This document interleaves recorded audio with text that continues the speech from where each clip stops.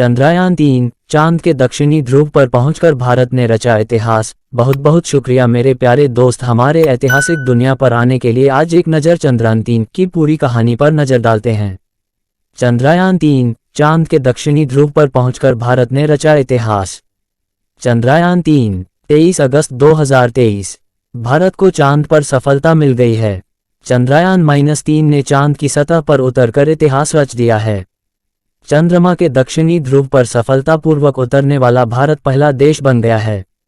अल्पविराम। चंद्रमा पर विक्रम लैंडर की सॉफ्ट लैंडिंग के बाद प्रज्ञान रोवर उसमें से निकलेगा और चंद्रमा की सतह पर घूमकर शोध करेगा और जानकारी जुटाएगा।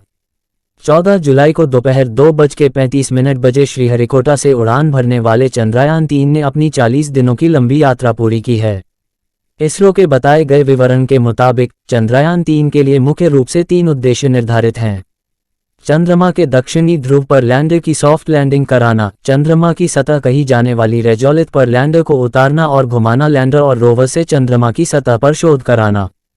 चंद्रयान-3 के सफलतापूर्वक चंद्रमा पर पहुंचने के बाद भारतीय अंतरिक्ष अनुसंधान संस्थान इसरो के प्रमुख एस सोमनाथ ने प्रेस कॉन्फ्रेंस करके इस अभियान की अहम जानकारियां साझा की हैं।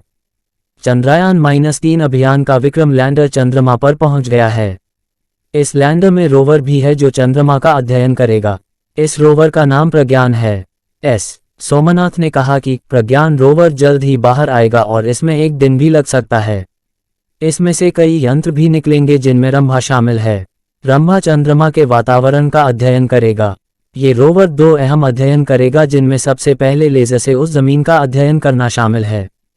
इसके साथ ही उसके रसायन को भी जानने की कोशिश की जाएगी।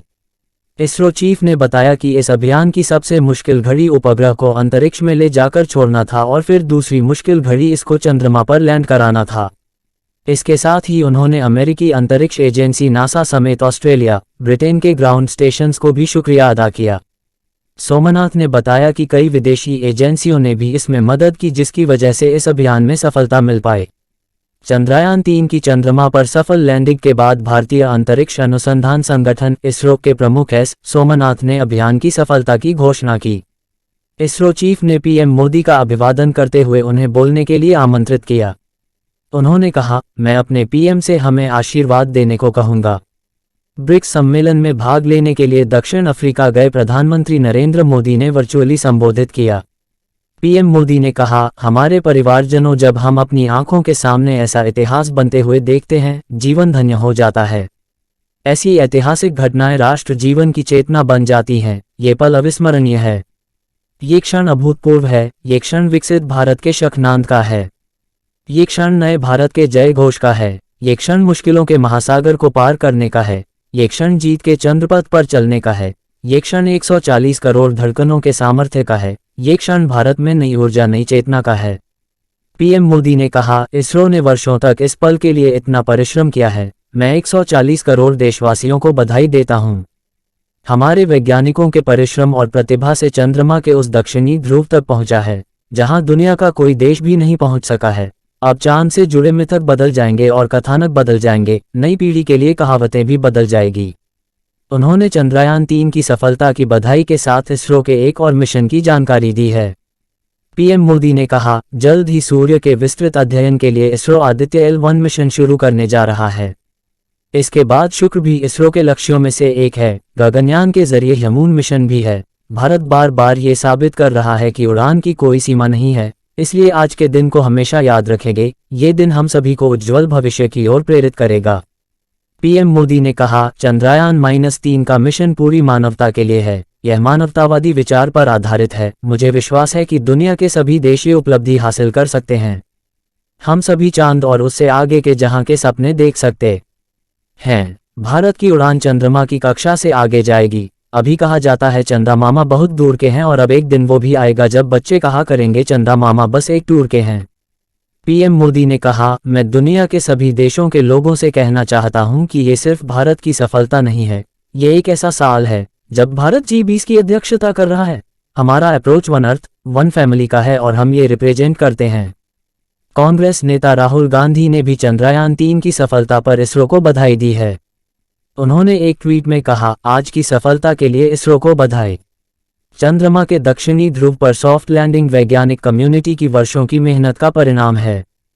कांग्रेस नेता ने कहा, 1962 से भारत का अंतरिक्ष कार्यक्रम नई उपलब्धियां हासिल कर रहा है और सपने देखने वाले युवा पीढ़ियों को प्रेरित कर रहा है। नासा और यूरोपियन स्पेस एजेंसी ने चंद्रयान-3 की सफलता के लिए इसरो को बधाई दी है। नासा के प्रशासक बिल नेल्सन ने एक ट्वीट में कहा, चंद्रमा के दक्षिणी ध्रुव पर उतरने के लिए इसरो को बधाई, चांद पर सफलतापूर्वक सॉफ्ट लैंडिंग करने वाला चौथा देश बनने के लिए भारत को बधाई, इस मिशन में आपका सहयोगी बनकर हमें बेहद खुशी है। नासा की ये प्रतिक्रिया इसरो के एक ट्वीट पर आई है।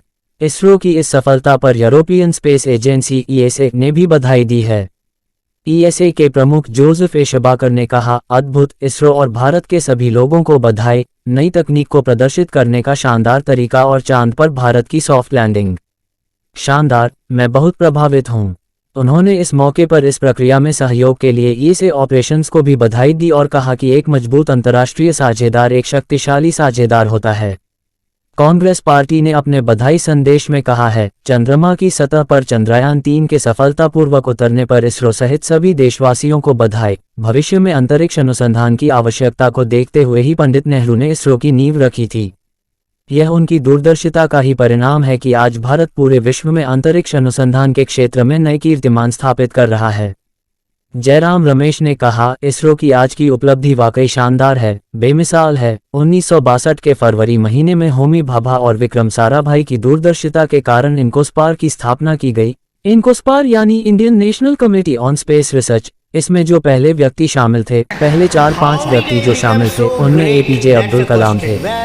इसके बाद में 1969 में अगस्त महीने में विक्रम साराभाई, जो हमेशा अंतरिक्ष विज्ञान और अंतरिक्ष अनुसंधान को विकास के दृष्टिकोण से देखा करते थे, ने इसरो की स्थापना की। वर्ष 1972 और 1984 के बीच सतीश धवन आए और उन्होंने अद्वितीय नेतृत्व दिखाया। वैज्ञानिक, तकनीकी और मैनेजमेंट के दृष्टिकोण से जो योगदान उनका रहा है, वो बिल्कुल बेमिसाल योगदान रहा है। उनके साथ ब्रह्म प्रकाश जी थे। ब्रह्म प्रकाश एकमात्र ऐसे व्यक्ति रहे हैं जिन्होंने हमारे परमाणु ऊर्जा कार्यक्रम और अंतरिक्ष अनुसंधान कार्यक्रम में भी परिवर्तनकारी योगदान दिया है।